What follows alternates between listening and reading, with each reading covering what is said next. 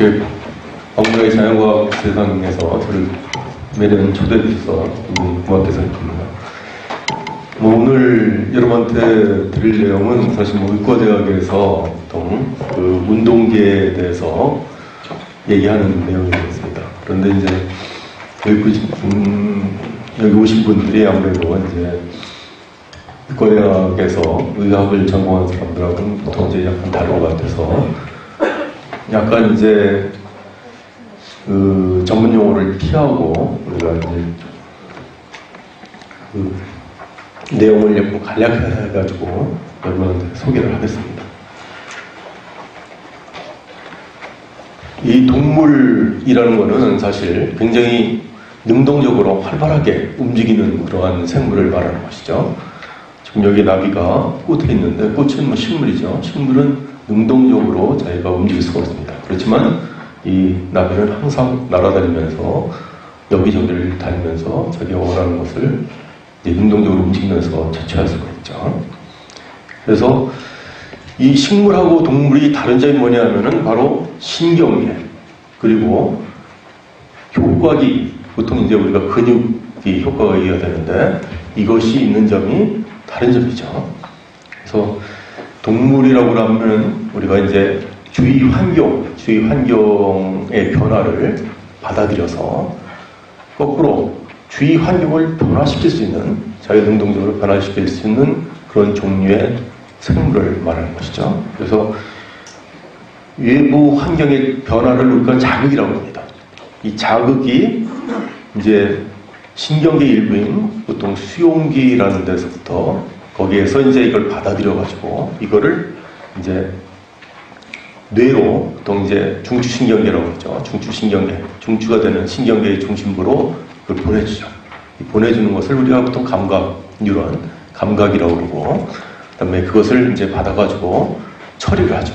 여러 처리 과정을 거치죠. 프로세싱, 처리 과정을 거친 다음에, 이것이 다음에 이제, 그것이 이제 보통 하는 것이 중간 뉴런이 하는데, 그것을 이제 한 다음에는 운동 뉴런으로 이거 보내줍니다. 운동 뉴런이 이제 이것을 결과를 받아가지고 이제 실제로 반응을 일으키게 하는 것이죠. 그래서 운동 뉴런이 뉴런 자체, 신경계 자체가 어떤 반응을 일으키는 것은 아니고 보통 이제 효과기가 일으키죠. 효과기는 이제 대부분은 다 근육입니다. 그래서 근육을 움직여가지고 우리가 움직여서 반응을 하는 것이죠.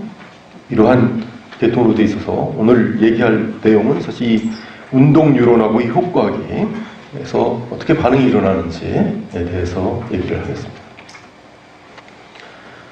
우리가 보통 이제 운동은 이 근육, 특히 이제 골격근, 우리 몸의 상당히 많은 부분이 근육으로 되어 있죠. 근육으로 되어 있기 때문에 이제 이것만 사실 생각하기 쉬운데, 이런 골격근을 움직이는 것은 우리가 체운동계 또는 체성운동신경계 뭐 이렇게 얘기하죠. 그런데 사실 그것만이 아니고 우리 몸에는 스무스머슬, 보통 이제 평활근이라고 하는 근육도 있고, 또 심장 근육도 있고, 또 이제 분비샘이라고 하는 여러 가지 샘들이 있어요. 그런데 이런 것들도 사실은 신경이 가서 거기에서 이제 분비도 좀 많이 하게 하고, 평활근도 움직이게 하고, 이런 역할을 합니다. 그래서 이런 것은 우리가 이제 체운동신경계라고 그러지 않고 자율운동신경계라고 하죠. 자율신경계라고 하는 것입니다. 그래서 이건 오늘 우리가 할 내용은 사실 이 자율운동신경계는 아니고 주로 체운동신경계에 대해서 얘기를 하겠습니다. 이 자율운동신경계는 사실 체운동신경계를 도와주는 역할을 합니다. 그러니까 체운동신경, 특히 이제 어떤 위기 상황에 도달했을 때, 그때 이제 이것을 탈출하기 위해서는 보통 이제 fight or flight reaction라고 하는 반응을 하는데, 싸우거나 아니면은 도망가거나 하는 그런 반응이죠. 이 반응을 할 때 쓰는 것이 전부 근육입니다. 근육을 써야지만 우리가 싸울 수도 있고 도망갈 수도 있는데, 이거를 하려면은 근육에 좀 더 많은 혈액이 가게 해야 되고, 그럼으로써 이제 내장에 가는 건 좀 줄이는 거죠. 지금으로서 이제 그 근육으로 많은 혈액이 가게 해주는 것이 필요한데, 이런 것을 이제 자율신경계가 해줍니다. 그 자율신경계 중에서도 우선 교감신경계가 해주는 것이고, 그래서 교감신경계는 뭐 위기 상황에 도달했다고 생각할 때 굉장히 그것이 활성화가 되죠. 반면에 뭐 부교감신경계라는 것이 있죠. 부교감신경계라고 하는 것은 보통 이러한 미급 상황이 닥치기를 대비해서 그것에 쓰기 위해서 어떠한 이제 에너지를 비축한다든지, 또는 뭐 위기 상황이 돼서 죽을 수도 있죠. 죽으면 안 되니까 죽으면 이제 그 다음에 대가 끊기는 거죠. 그러니까 뭐 무슨 유전자를 저희가 그래도 남겨야 되죠. 남긴다든지 뭐 이런 거를 하는 것입니다.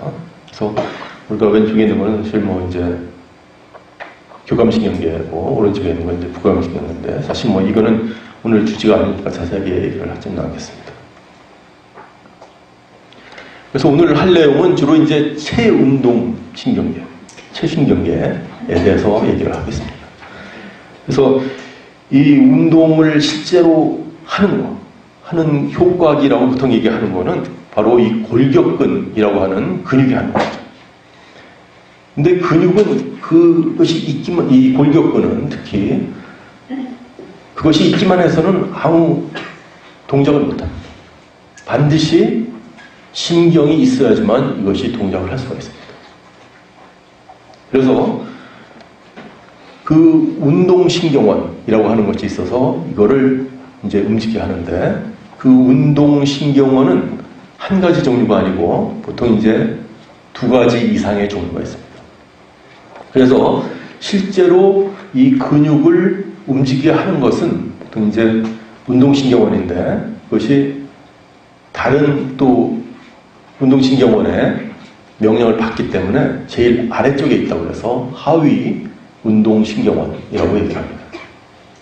그래서 이 하위 운동신경원이 골격근에 가서 이제 그걸 수축을 시켜가지고 어떤 작용을 하게 하는 것이고, 이 골격근은 또 다시 이 하위 운동신경원에 인포메이션을 주죠. 정보를 줘서 피드백을 항상 줍니다. 피드백을 주면은 그것을 토대로 이 하위 운동신경이 이거를 이제 조금씩 바꿔가면서 실제로 운동을 일으키게 하는 것이죠. 이 하위 운동신경원은 다른 더 상위에 있는 운동신경원의 지배를 받죠. 그래서 그것에 의해서 다시 이제 역할을 하는데, 지금 여기 보면은 이제 화살표로 이렇게 그려놨는데, 하위 운동신경원에서 골격근은 굉장히 크게 그려놨죠. 화살표가. 그래서 이것이 만약에 없어지면은 뭐 골격근은 전혀 일을 못하는데, 하위 운동신경까지만 있으면 그래도 위에 상위 운동신경원이 하위 운동신경원까지 가는 것을 막는다고 하더라도 사실 이 밑에 피드백을 받아서는 운동을 할 수가 있어요. 그걸 우리가 이제 보통 그 리플렉스, 반사라고 얘기를 하죠. 그러한 행동을 어느 정도 할 수 있습니다. 또 이 사위 운동신경이 고장났을 때는 그 옆에 이제 보조 운동신경이 사실 있기 때문에 그 기능이 어느 정도까지는 회복이 될 수가 있습니다. 그래서 이러한 여러 단계로 되어 있는 것이 이 체운동신경계입니다. 우리가 이제 뭐 보통 실제로 그 의식이나 이런 거에 대해서는 아직도 잘 모르는 부분이 굉장히 많지만, 이제 보통 자기인식을 하는 거에 기초가 이런 운동을 하는 데 있어서 운동을 하려고 그러면은 그거에 대한 예측이 필요합니다. 예측이. 여러 가지 데이터를 가지고 예측을 하는데, 그 예측이 뭐 자기인식의 기초가 된다는 그런 말도 있죠. 그래서 이 운동은 하나하나 우리가 이제 저기를 보면은 우선 이제 운동이라는 거는 근육이 하는 것이죠. 그래서 골격근이라는 효과기를 움직이게 되고, 이 골격근은 이제 근육세포라고 하는 세포로 되어 있는데, 이건 상당히 길쭉한 그런 세포로 되어 있어요. 길쭉한 세포고, 그 속에는 무수한 단백질들이 들어있는데, 이 단백질들이 섬유 형태의 단백질입니다. 이 섬유 형태의 단백질 중에서는 이제 마이오신이라는 것이 있고, 액틴이라고 하는 것이 있는데, 그것이 아주 정교하게 배열이 되어 있어요. 그래서 그것이 배열이 이제 서로 이렇게 사이를 이렇게 미끄러지는 듯하게 이렇게 들어가는데, 그럼으로써 전체 근육이 이제 수축을 하게 되는 식으로 되어 있습니다.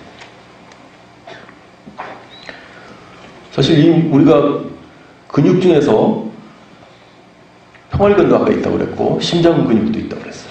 있는데 우리가 골격근이라고 부르는 이유는 이것이 골격에 보통 붙어 있기 때문이죠. 물론 이제 골격근이라고 해도 우리가 뭐 꼭 골격에 붙어 있는 것만 아닌데 그런 그 중에 특별한 거는 이제 혀에 있는 근육 같은 거예요. 근데 그렇지 그걸 제외하고는 거의 대부분이 다 골격에 붙어 있습니다.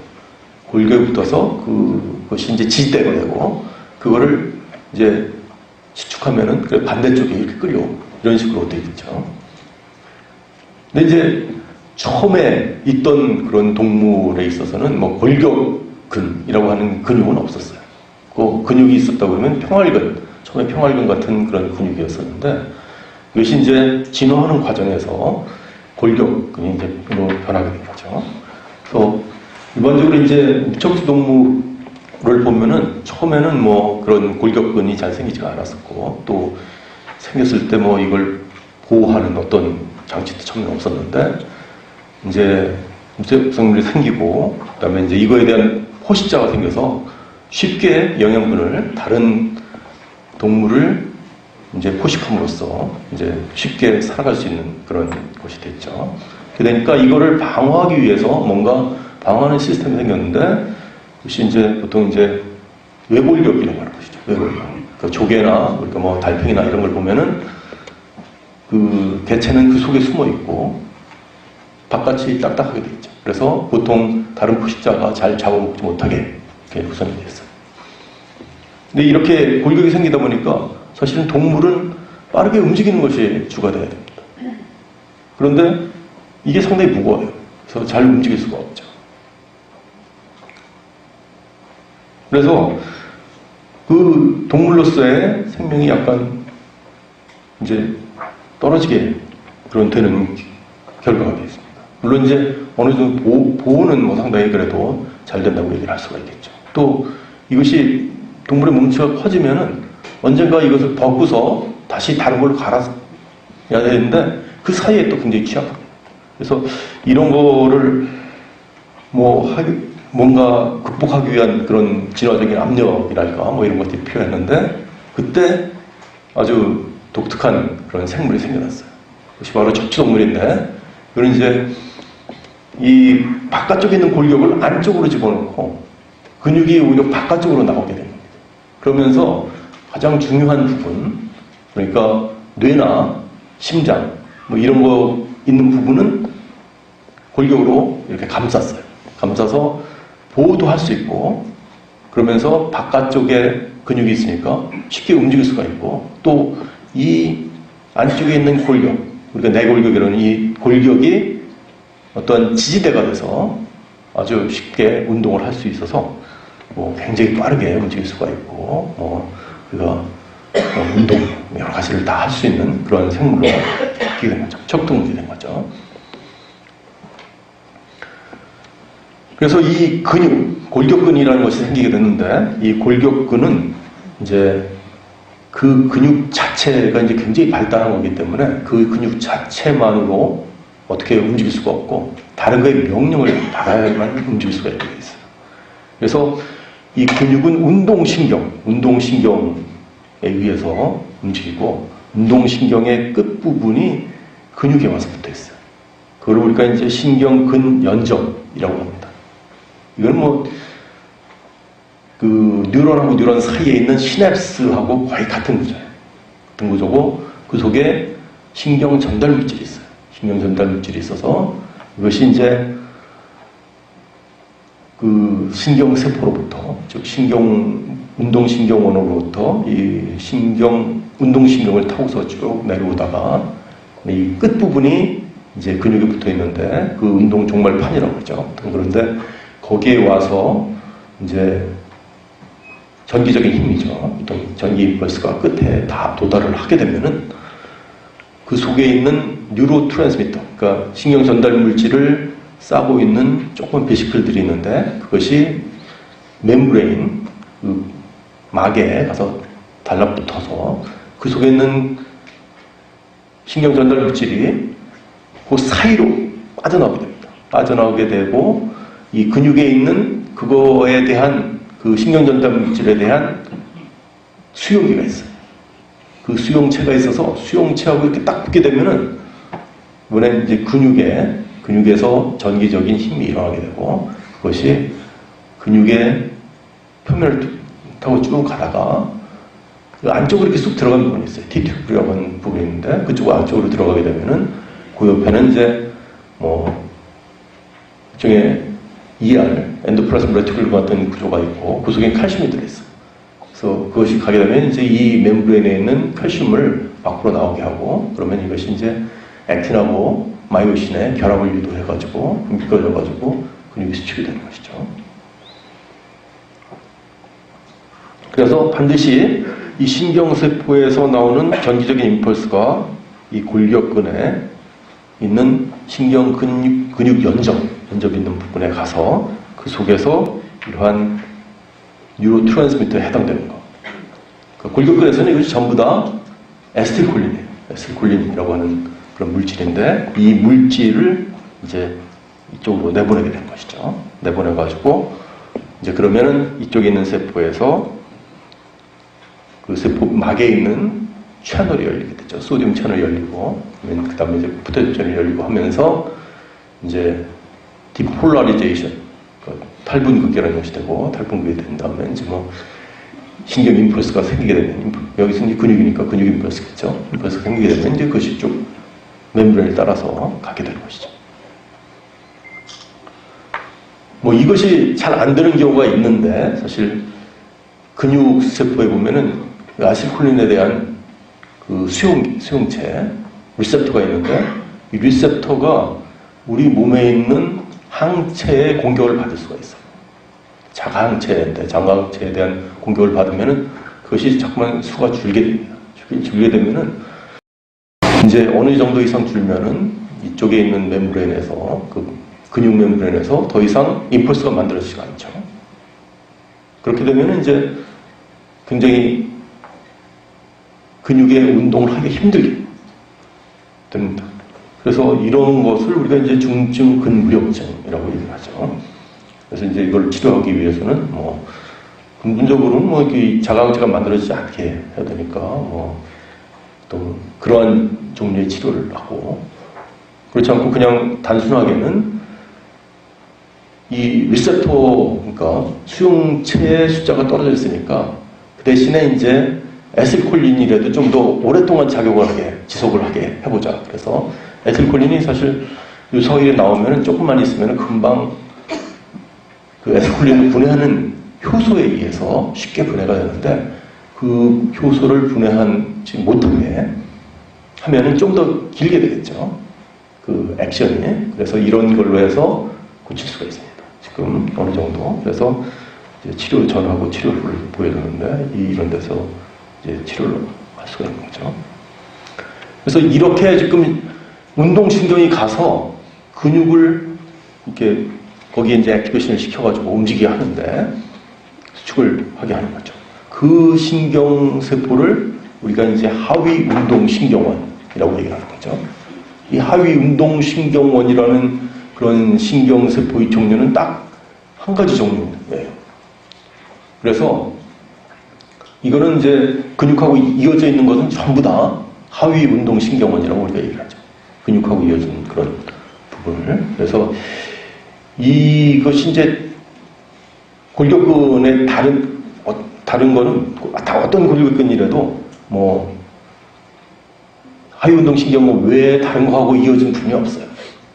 그래서 이게 꼭 들어가야지만 그 다음에 골격근은 이어지게 되는데 그래서 이 하위 운동신경원은 굉장히 많은 정보를 사실 받을 수가 있는데 골격근은 이 하위 운동신경원으로밖에 신호를 받을 수가 없어요. 그래서 이것이 최종에 있다고 해서 우리가 보통 최종 공통 경로라고 그러죠. 그래서 이거는 어디 있냐면 중추신경계에 있는데 되게 몸하고 몸통을 지배하는 그러한 하위 운동신경원은 어디 있느냐면은 척수의 전각이라고 하는 부분에 있어요. 그리고 뇌관에도 또 운동신경이 있죠. 뇌관에는 이제 얼굴 부분을 보통 지배하는 것인데, 뭐, 눈을 움직인다든지, 혀를 움직인다든지, 또는 뭐 이제 얼굴 표정을 찍는다든지, 또 우리는 이제 씹는 운동을 하는데 저작이라고 하죠. 저작 운동을 한다든지, 또 뭐 이제 음식물을 삭힌다든지, 뭐 이런 여러 가지 작용을 하는데, 그런 거에 대한 그 전부 다 골격근으로 되어 있으니까, 그거를 이제 지배하는 그런 운동신경원이 있습니다. 그래서 뭐 동안신경핵, 뭐 외전신경핵, 활자신경핵 뭐 이런 것들은 이제 눈을 움직이게 하는 것이고, 선화신경핵이라고 하는 건 혀를 움직이는 것이고, 그다음에 3차 운동신경핵, 안면신경 운동핵, 뭐 음내핵 이런 거는 이제 저작근, 또 표정근, 그다음에 이제 인두나 후두에 있는 근육들 이런 걸 움직이는 것이죠. 그래서 척수에 보면은 이제 척수에 이렇게 H자형으로 되어 있는 부분이 있는데, 여기에 앞쪽이 우리가 이제 전갑이라고 합니다. 앞쪽이 뿔같이 되어 있는 구조라고 해서, 그래서 여기에 있는 신경원이 이제 실제로 우리 몸에 있는 골격근에 가서 분포를 해서 그것들을 지배하는 것이죠. 그래서 이 바깥쪽에 이렇게 튀어나와 있는 부분은 되게 사지에 가고, 내측에 있는 부분은 몸통에 가서 지배를 합니다. 그것이 이제 척수의 전근이라고 하는, 척수신경의 전근이라는 쪽으로 나와서, 이쪽 후근 쪽은 이제 센소리죠. 이거하고 감각이죠. 감각하고 이렇게 붙어가지고 이쪽으로 나와서 이제 온몸을, 몸에 가서 분포를 하는 겁니다. 뇌관에는 보면 이제 운동신경액이 그 척수하고는 달리 굉장히 종류가 여러 가지가 있어요. 그래서 뭐 이거는 이제 얼굴 부분이 굉장히 그 진화상에서 먹이를 먹어야 되는 부분이기 때문에, 모든 생물이 뭐 먹이를 먹는 데서 되게 이제 한 군데서 섭취하죠. 입을 통해서 섭취하니까 입 주위에 여러 가지 뭐 리셉터나 뭐 소음기나 뭐 이런 여러 가지 뭐 움직일 수 있는 이런 것들이 집중해서 발달하게 되고, 그것이 사실 뇌가 진화하는데 굉장히 큰 도움이 됐죠. 그래서 상당히 복잡한데, 아까 얘기한 대로 눈에 있는 근육, 눈을, 안구를 움직이는 거, 혀를 움직이는 거는 척수에 있는 거하고 거의 같은 종류예요. 그렇지만 이제 얼굴의 표정근, 또 저작근, 뭐 인두와 후두 있는 데는 상당히 복잡하게 이것이 얽혀 있는데, 왜 그러냐 하면은 사실은 이제 이것이 물고기였을 때 아가미에서부터 발달했어요. 그래서 그런 것이고, 이거에 대해서는 뭐 내 안에 물고기라는 책이 있는데 상당히 재밌게 잘 나왔더라고요. 자, 이러한 하위 운동 신경원이 뭐를 하냐 하면은 바로 이제 근육을 가서 직접 지배를 하는 것인데, 이것이 만약에 잘 안 되면은 뭐 마비, 완전 마비라고 보통 얘기하죠. 전혀 그 근육이 움직일 수가 없어요. 그러면은 이 근육은 그대로 있지 못하고 위축이 됩니다. 세포가 굉장히 작아지고 더구나 일을 못하게 되죠. 근데 근육을 이렇게 만져보면은 단단하지가 않고 상당히 부드럽습니다. 이완이 돼 있어요. 그리고 모든 이제 반사 기능이 소실이 되죠. 그래서 뭐 이제 척수 반사라고 해서 이 척수에 있는 하위 운동신경원은 여러 가지 이제 반사 기능을 하는데, 뭐 이제 근육이 너무나 스트레칭 될 때 더 이상 늘어나지 못하게 한다든지, 또 신경이 늘어나다가 뭐 수축할 수도 있고, 또 늘어나다가 더 늘어날 수도 있는데, 그런 때마다 셋 포인트를 맞춰가지고 정확하게 그걸 하게 해준다든지, 또는 뭐 이제 우리가 그 어떤 운동을 하려면은 한쪽에 근육이 수축이 되면 반대쪽은 이완이 돼야 되죠. 그런 것을 해준다든지, 또는 뭐 이제 어떤 위험한 거를 뭐 밟았다든지 만졌다든지 그럴 때 그거를 거기에 손을 떼는 뭐 회피 반사 뭐 이런 것도 있는데, 이런 것도 이제 척수에서 자체에서 여러 가지 그 하위 운동 신경원들의 그런 신경원들이 중간 신경원들을 통해서 연결이 돼서 일어나는 그런 작용입니다. 그런데 이것이 다 최종적으로 전부 다 골격근 움직이는 것은 하위 운동 신경원이기 때문에, 이 하위 운동 신경원이 이제 손상이 되면은 이러한 행동들이 다 일어나지 못하게 됩니다. 이러한 하위 운동 신경원을 움직이는 것은 이제 다시 거기에 명령을 주는 것이 우리가 이제 상위운동신경원이죠. 상위운동신경원. 그래서 하위운동신경원에 가서 이제 명령을 주는 그런 뉴런 자체는 굉장히 멀리 떨어져 있어요. 그래서 대뇌 피질에 가서 있습니다. 대뇌 피질에 보면 이제 운동 피질, 우리가 보통 모토콜텍스라고 하는 그런 부분이 있는데 여기에는 이제 보통 중요한 부분이 세 부분이 있어요. 그래서 1차 운동 영역이라고 하는 부분이 있고 전 운동 영역이라고 하는 부분이 있고 보완 운동 영역이라고 하는 부분이 있습니다. 그래서 보통은 이제 여기하고 그다음에 이제 사실은 뭐 센소리 그 감각을 담당하는 부분에서도 이제 5가 내려와가지고 같이 모여가지고 이제 큰 경로를 만들어서 척수나 아까 뇌관에 있는 운동신경원 그거에 가서 명령을 주죠. 명령을 하게 하는데 그것들을 이제 합쳐가지고 보통 우리가 추체로 또는 이제 피라미드로 뭐 이렇게 얘기를 하죠. 피라미달 트랩이라고 얘기를 해요. 그래서 이거는 두 가지가 있는데 아까 척수에 있는 척수 전각에 있는 그러한 하위운동신경원으로 가는 것이 이제 피질척수라고 하죠. 시작하는 것하고 끝나는 것에 이름이 붙어서 시작되는 것이 대뇌 피질이고 끝나는 것이 척수이기 때문에 피질척수라는 이름을 붙입니다. 그 다음에 또 하나는 이제 뇌관에 있는 운동신경으로 가는 것인데 그건 뭐 시작되는 것이 피질이고 역시 끝나는 것은 이제 뇌관에 있는 운동신경이죠. 그래서 그건 피질뇌관로라고 하는 이름을 붙입니다. 그래서 이 부분은 사실 뭐 이제 대뇌 전체에서는 상당히 작은 부분이에요.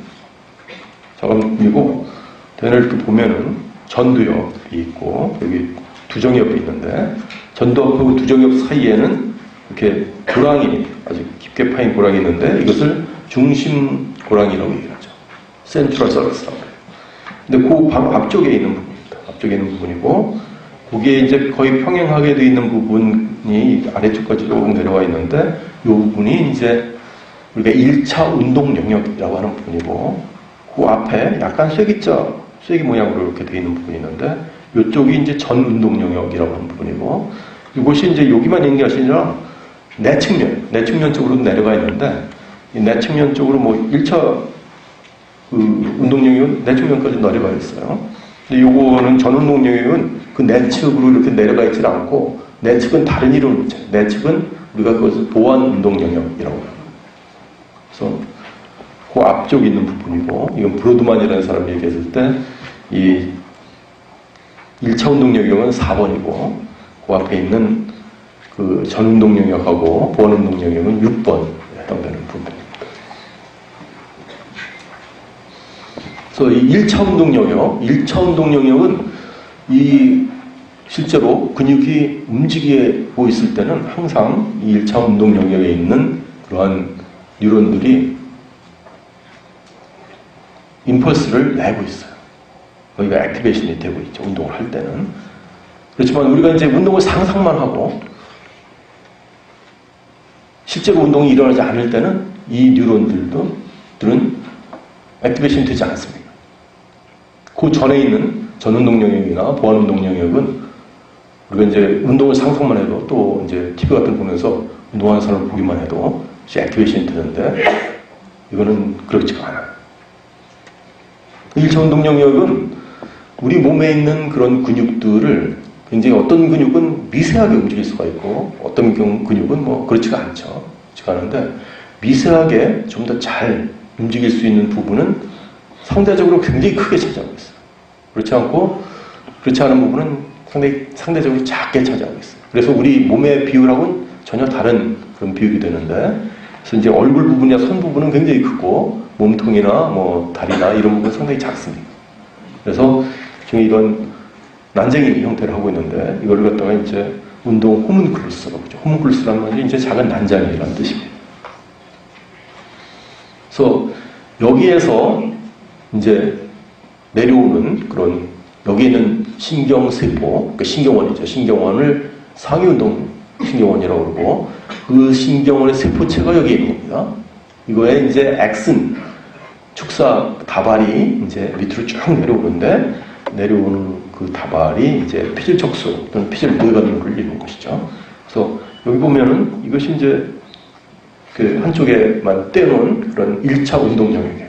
1차 운동 영역에서 이렇게 밑으로 내려오는 부분이 여기가 이제 우리가 코로나 레데타 방사관이라고 하는 부위고 그 밑으로 이렇게 내려오면은 이것이 이제 내섬유막 또는 내포라고 하는 그런 부위가 있고 이제 밑으로 쭉 내려오면은 이제 그 연수 부분에서는 주체 피라미드라고 하는 부분이 있어요. 그래서 거기를 지나가고 또 여기에 있는 그 뉴런의 이름도 마침 이제 피라미드 세포라고 하는 세포예요. 그래서 이 경로를 우리가 이제 피라미드로라고 그러고 실제로 이걸 나눈다면 피질척수로하고 피질뇌관노가 있는 것이죠. 그래서 이 상위운동신경원이 손상이 된 경우에 이런 경로의 어느 부분이라도 손상이 돼서 그것이 끊어지면은 이제 상위운동신경원 증후군이라는 것이 됩니다. 그래서 이럴 경우에도 자기 마음대로 근육을 쓸 수가 없어요. 골격근을 쓸 수가 없어서 이럴 경우는 다 마비죠. 마비는 마비인데 이거는 불완전마비라고 해요. 불완전마비. 그래서 영어로는 paralyzis라는 말을 쓰죠. 우리가 마비를 보통 뜻하는 paralyzis하고는 다른 영어를 쓰게 됩니다. 그래서 이거는 이제 완전히 못 쓰는 건 아니고 일부는 쓸 수 있다는 거죠. 즉 반사적인 행동은 일어날 수가 있어요. 그렇지만 자기가 원하는 대로 움직이는 거는 안 되는 것이죠. 그래서 이제 불완전마비고 또 근육을 그때 만져보면 상당히 단단하게 되어 있어요. 그래서 이것을 큰 강직이라고 얘기합니다. 또 반사 행동에 상당히 여러 가지 특징이 나타나는데 이거를 보통 이제 그 중에서 제일 중요한 것이 신부건 반사라고 하는 거에 항진이죠. 그게 보통 때보다 훨씬 더 높아져 있어요. 그리고 보통 어린아이에는 나타나지만 한 살 이후에는 나타나지 않는 그런 반사, 보통 바빌스키 반사 같은 것들 있죠. 이런 것들이 나타납니다. 그래서 이 상위운동신경원에 어디가 손상이 돼도 이제 우리가 마비가 오는 거죠. 실제로는 운동을 못하게 됩니다. 그래서 지금 여기 나온 사람은 크리스토퍼 리브라고 하는 사람인데 이 사람은 이제 슈퍼맨으로 유명한 배우였죠. 근데 이 사람이 승마를 하다가 떨어져서 경추 부분을 다쳤어요. 목 부분을 다쳤어요. 그런데 그 하반신 다 못 쓰게 됐죠. 왜 못 쓰게 되느냐? 바로 이 상위운동신경원이 내려가는 그 경로, 거기가 이제 끊어지기 때문에. 그래서 그 이하는 위에서 떨어지면 위에서 내려가는 명령하는 곳이 그 이하는 전부 다 안 되게 됩니다. 그래서 자기가 하는 행동은 다 안 되는 것이죠. 그래서 이거는 이제 우리가 이제 자동차 같은 게 나가지고 경추가 다쳐가지고 하반신 마비, 상반신 마비 이렇게 되는 사람들이 있는데 그 레벨에 따라서 그 이하는 전부 다 쓸 수가 없기 때문에 그런 거죠.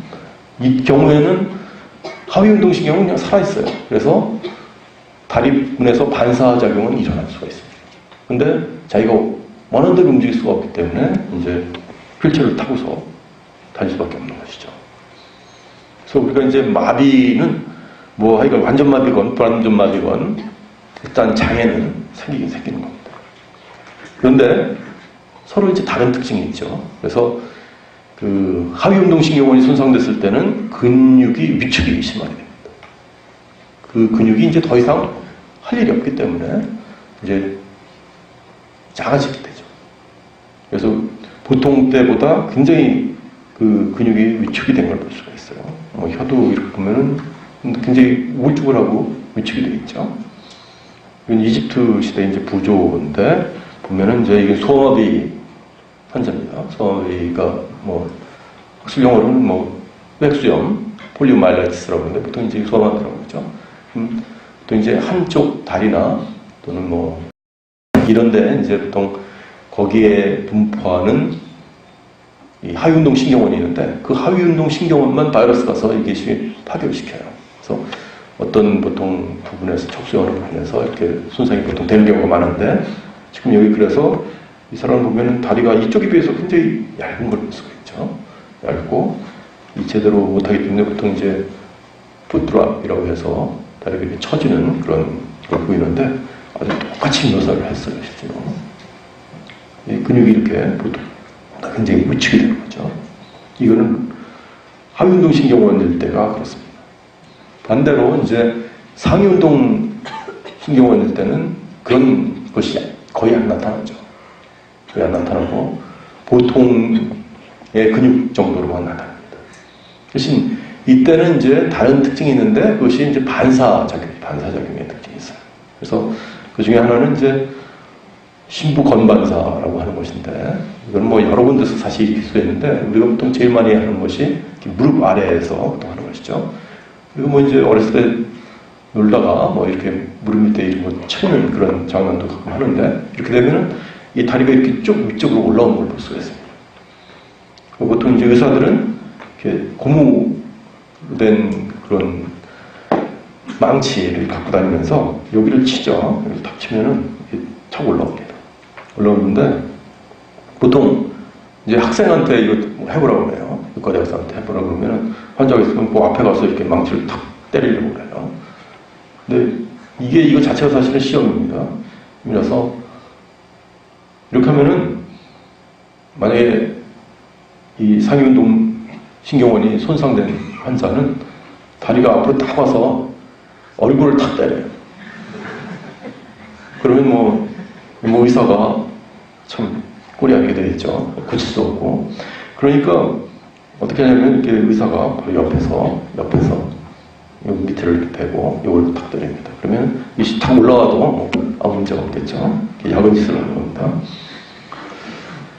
또 이제 어렸을 때 없었던 그런 바빈스키 반사 같은 것들이 생기는데, 뭐 발바닥을 이렇게 아래쪽에서 이쪽으로 긁으면은 보통 사람은 이렇게 발끝을 이렇게 오므리지 못하고 발가락을 이렇게 피면서 엄지발가락이 뒤로 이렇게 젖혀지는 것이 이제 바빈스키 반사죠. 그런 반사가 일어나는데, 이게 사실 왜 이러냐 하면은 보통 때 상위운동 신경원이 하위운동 신경원을 꽉 붙잡고 있습니다.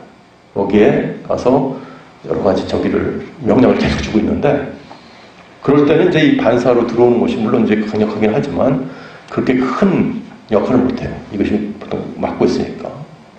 뭐 회사 같은 데서 뭐 이제 자기가 뭐 친구의 부탁을 받는데 뭐 그것도 잘 들어줘야겠지만 상사들이 막 뭘 시키면은 그거에 대해서 우선적으로 처리를 하지 이걸 못하죠. 그런데 상사가 갑자기 없어졌어요. 없어지면은 옆에 친구 부탁을 쉽게 들어줄 수가 있는 거죠. 그래서 이럴 경우에 선제의 피드백에 의해서 이런 반사작용은 오히려 크게 더 보통 때보다 잘 일어나게 됩니다. 이런 두 개의 그 상위운동신경원하고 하위운동신경원이 동시에 손상되는 질환이 있어요. 유명한 것이 바로 근위축석 측사경화증이라고 말도 아주 굉장히 복잡한데 영어로는 이제 amyotrophic lateral sclerosis라고 하는 그런 질환이죠. 이 질환은 이제 뭐 얼마 전에 내 사랑 내 곁인가 하는 그 영화가 있었는데 거기에서 아주 잘한 질환인데, 또 우리나라 사람 중에도 유명한 그 사진가 중에 김영갑 씨라는 분이 있죠. 이 사람이 뭐 나보다 2살 정도 어린데 뭐 이 질환에 죽었어요. 그래서 상당히 잘 알려진 질환인데, 이 질환은 실제로 어떤 레벨, 어떤 척수, 보통 척수에서 시작하는데 어떤 레벨에서 그 부위에서 이제 밑으로 내려가는 이러한 상위운동 신경원이 이제 끊기는 거죠. 손상이 돼서 끊기게 되고, 그 부위에 있는 하위운동 신경원이 역시 손상이 같이 됩니다. 그래서 그 경로는 이쪽에 있어요. 상위운동 신경원의 경로는 이쪽에 있고, 하위운동 신경은 여기 있는데, 이게 이제 이렇게 된다는 거는 손상을 당했다는 거거든요. 이렇게 되면 이제 양쪽으로 다 손상이 오는데, 그 손상 부위 이하에는 상위 운동신경원의 손상이 됩니다. 그래서 다리 쪽에는 뭐 위축은 많이 오지 않고,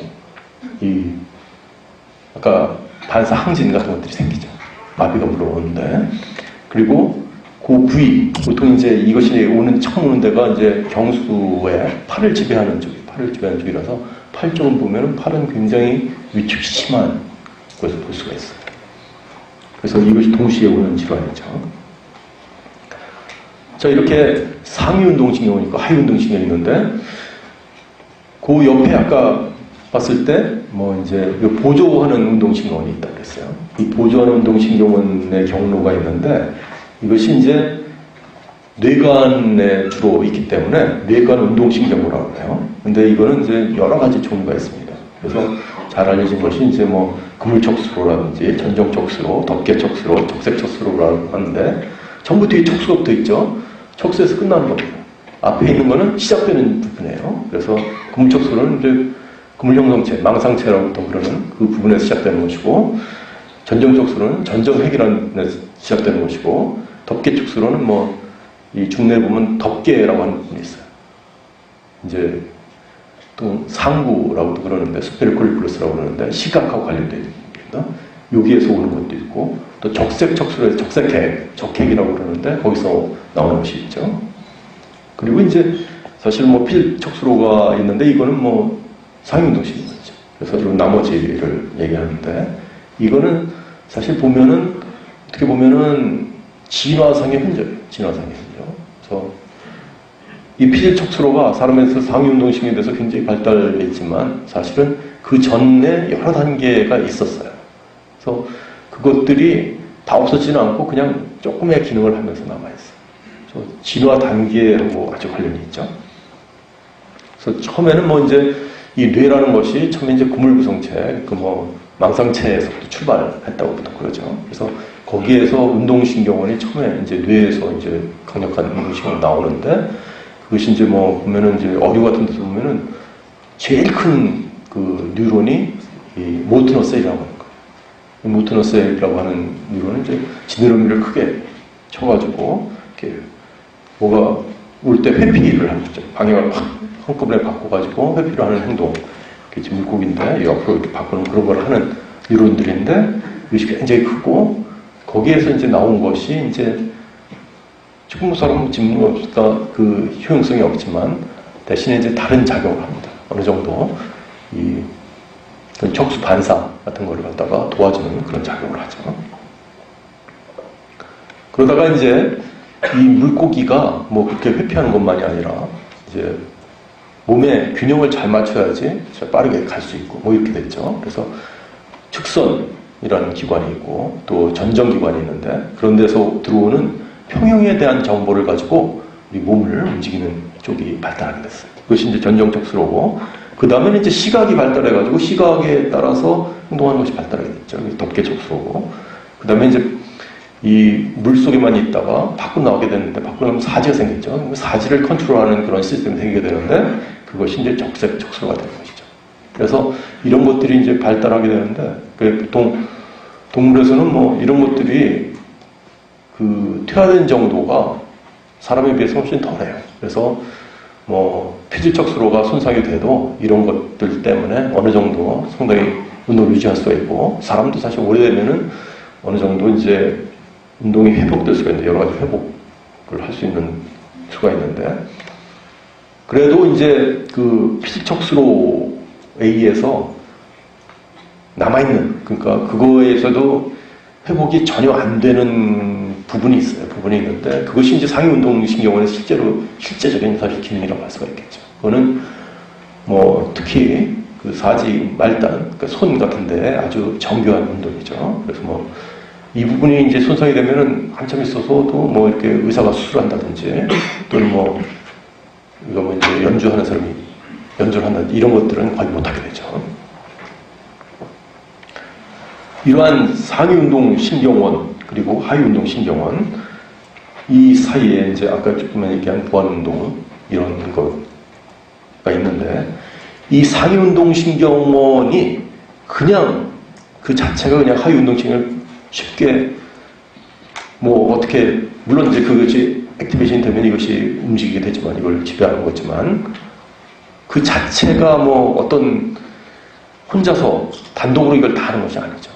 뭔가 다른 참모 같은 옆에 있는 거에 조언을 받아야 돼요. 조언을 받아야 되는데, 그 구조가 두 가지가 있어요. 두 가지. 그래서 하나는 손해고 또 하나는 이제 기저행이라고 하는 부분입니다. 그래서 이 상위운동신경은 뭐 대뇌피질에 있는 부분이라고 했어요. 그래서 이거는 이제 손해 쪽으로 자기가 무슨 지금 어떤 계획이 있다 그러면은 그 계획에 따라서 뭐 지금 근육이 상태가 어떻게 되는지를 알아야겠죠. 그래서 이쪽 보내줍니다. 손해 쪽으로 지금 상태가 어떻게 되냐 하면은 이 손해는 이 골격근에서 오는 모든 정보를 무의식적인 정보를 다 갖고 있어요. 그래서 그거를 가지고 또 이제 그 전정기관 평형 감각을 받는 부분하고 있는 거하고 이걸 섞어가지고 계산을 해가지고 이쪽으로 보내줍니다. 그래서 상위운동신경원이 앞으로 어떤 운동을 기획할 때 뭐 이런 순서로 움직일 수 있게 그렇게 쉽게 해주는 거죠. 현재 피드백, 그러니까 근육에서 오는 피드백을 전부 모아가지고 있다가 그거에 대해서 이제 우리가 움직일 때 그거에 대해서 이제 어떻게 되는지를 해주는 것이죠. 또 하나는 이제 기저핵이 있는데 기저핵은 운동의 여러 가지 컴포넌트, 프래그먼트라고 하는 보통 이제 운동은 여러 가지를 모아가지고 하나의 큰 운동을 만드는데 그런 것들을 이제 만들어서 있는 겁니다. 그래서 이것을 이제 이 회로를 보내면 계속 찾아요. 어떤 운동을 하려고 그러면은 그 운동에 적합한 운동을 계속 찾게 되고 이런 피드백 받는 것도 또 올려주면은 그럼 그거에 대해서 조금씩 바뀌면서 계속 찾고 그러면서 이제 운동을 그 앞에서 예측해서 이제 도와주는 그런 역할을 하는 것이죠. 이런 두 가지 참모가 사실 있는 셈이에요. 그래서 그 두 가지에 의해서 이제 이것이 상당히 많이 달라지는 것이 되겠습니다.